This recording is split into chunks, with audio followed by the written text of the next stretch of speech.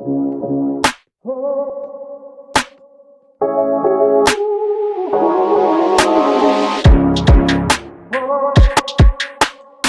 what's up guys? We're back with another command tutorial, and today is going to be about the stat bar, which you can see on the bottom of my screen. And basically, in my last video, I had it in here just so you could see all the different scores for my kill counter and death counter. If you haven't seen, I recommend watching that if you're curious, if you're interested in that. So basically, in today's video, I'm going to explain that because I didn't explain it last video because I only just wanted to go over the kill counter, death counter, kill streak, players online counter, all that stuff. Because I didn't want to bore you too much. So this is gonna be the part 2 of that video, and also the third video in the scoreboard series. And basically, it's only one command block today, which is actually this one right here, and it's basically this video is also going to be the tutorial to the titleraw command, but also I'll explain how you can incorporate scoreboards to that. So it's actually going to start with an execute command because we're executing as all players, and then we're going to run the titleraw command as them. So if you haven't seen my execute video, I recommend watching that, but all you really need to know for now is that you're executing as all players, and then you're running the titleraw command, which, if you know how to use the title command, it's the exact same syntax for the titleraw command, but you use JSON instead of just raw text, which I'll explain all the JSON stuff in a second. So basically, it's going to titleraw at s, and then we're saying an action bar because that's what's going to give us that little stat bar at the bottom kind of look. If we did anything else, it would like take up the whole screen, or yeah, just don't worry about that for now. But in another video, I actually will explain the regular title command, and then that will also work with all titleraw stuff as well. So anyway, so I've explained execute. Now it's going to be an action bar. And then we're going to do a curly bracket, and that's going to extend all the way to this one at the end. And basically, so you're going to have a little bit of JSON understanding if you really, really want to understand this command. But for now, I'm just going to say that JSON, basically, it's a coding language, but also you can use it within Minecraft commands in some cases. And this is one of them. So basically, JSON is primarily in curly brackets, and then basically you're going to have quotation marks, and then a colon, and then you're going to have some element within that. So they're called components, is the raw text component, is what we'd call it. Then the regular brackets, those are going to be, well, basically everything inside that is making an array. So the raw text is the array of all these other components.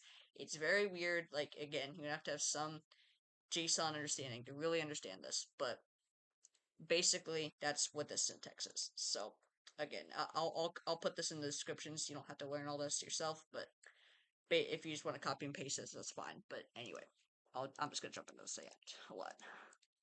Anyway, so obviously there's raw text. Then we're gonna do a colon, then square bracket, like I said.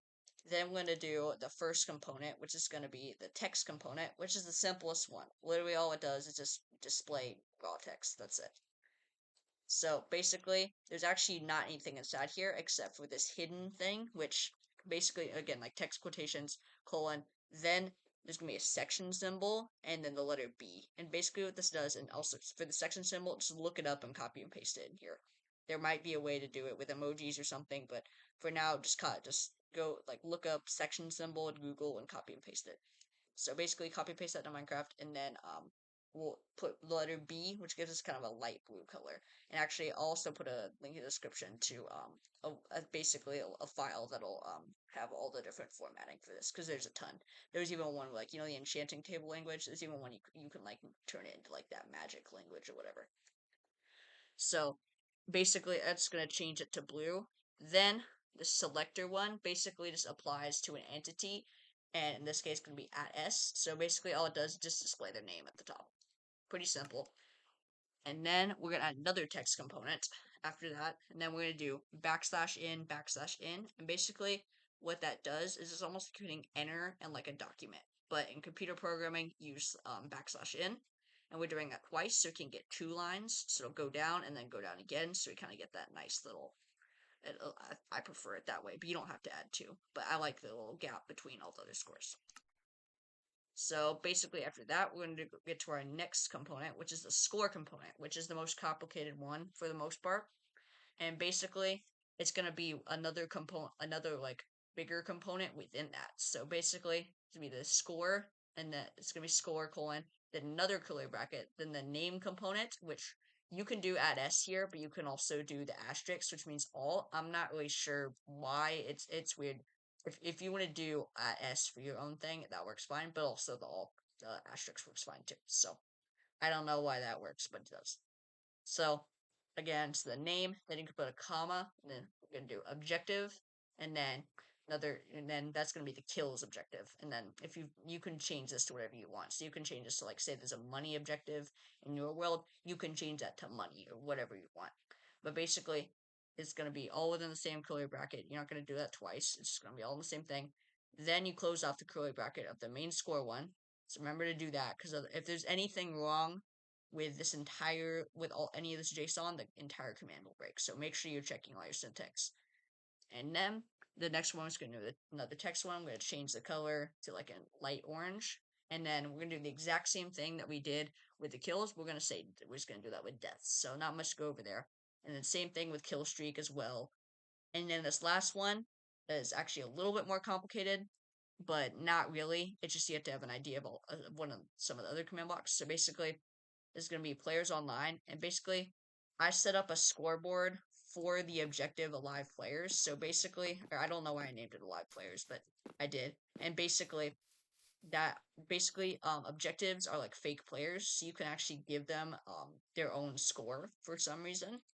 And basically I gave alivePlayers basically it sets it to 0, so it sets the alivePlayers objective score, yeah, the alivePlayers objective, alivePlayers score to 0. And both of these commands happen on the same tick, but this one happens last. So basically, this is gonna execute as all players, and it'll just add one.